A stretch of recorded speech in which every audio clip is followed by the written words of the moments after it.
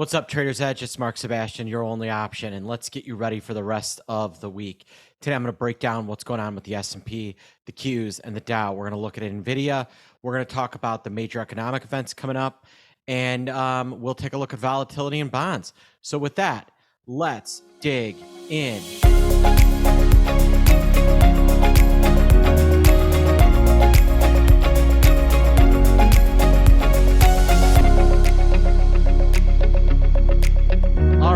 So here we are. We're looking at the S&P. It touched an all-time high on the 20th. Hasn't really sniffed it since, but had a nice little turnaround on Tuesday. Kind of an interesting last few days. On Monday, the S&P was down about 16, 17 points, nothing major. But you had a huge day on the Dow Jones and a really bad day for the Qs. On Tuesday, the exact opposite trade. The Qs are up big.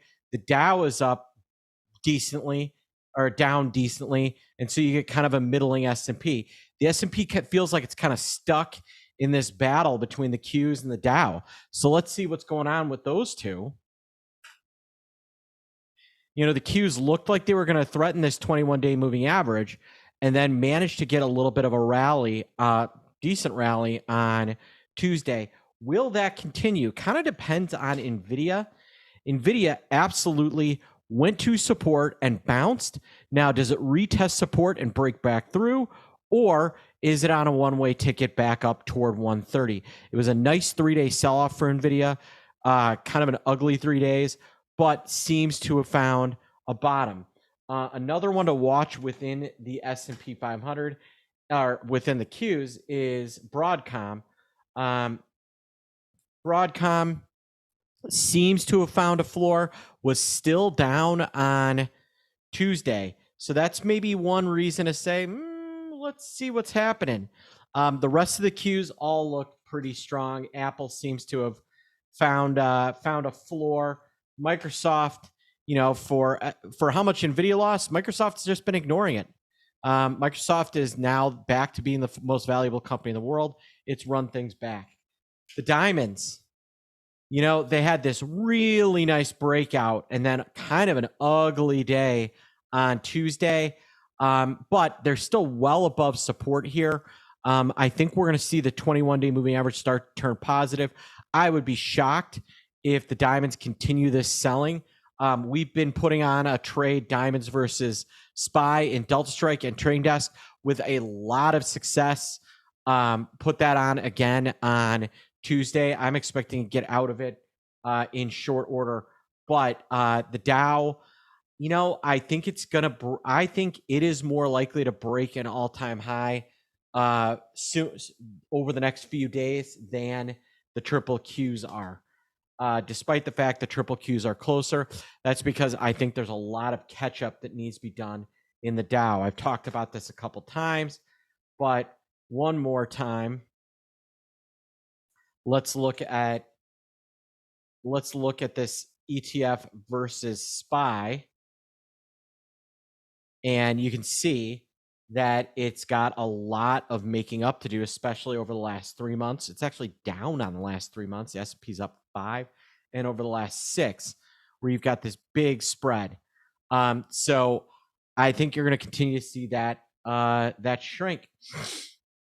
All right. Let's look at VIX and volatility. VIX 1284 has been kind of slowly creeping higher with the S&P, but that seems to be kind of tapering off. Let's see what VIX does into the economic events that are coming up. We got some big ones. PCE is this week. That's going to be the big one, along with the presidential debate. I think those are two economic events that are going to matter more than anything. Next week is a short week, low volume. So, you know, this week I think is going to be kind of make or break, end of quarter. One thing to be aware of is that JP Morgan has this big hedge roll that they're going to have to manage on Thursday, right into these presidential debates, into PCE. Could make things kind of interesting there.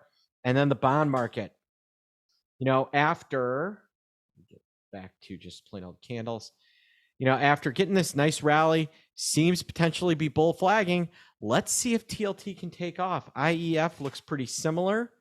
One thing that's a little weird is these have kind of flatlined out, but look at housing. Just an ugly day for XHB. Just really ugly red engulfing candle. I'll be interested to see if this one gets follow through on Wednesday as well. All right, folks. This Thursday in DTE, I am going to be doing a class on how to close a position without closing it using synthetics, so that one can avoid hitting pattern day trading rules. And then Friday, we have our master session for Zero DTE, where we're going to go through everything, how cash zones work, why we double down, using Baldwin bands, everything you need to know with DTE. If you're looking to join DTE, you got to join today, because you don't want to miss Thursday's class, and you definitely don't want to miss Friday's class. All right, folks, you got questions? And you want to join DTE, there's a link in this email. If you're watching me on YouTube, there's a link in the description. And like and subscribe. Got questions? Give my team a call, 888-872-3301, or email us support@optionpit.com. I am Mark Sebastian, your only option. Have a good one.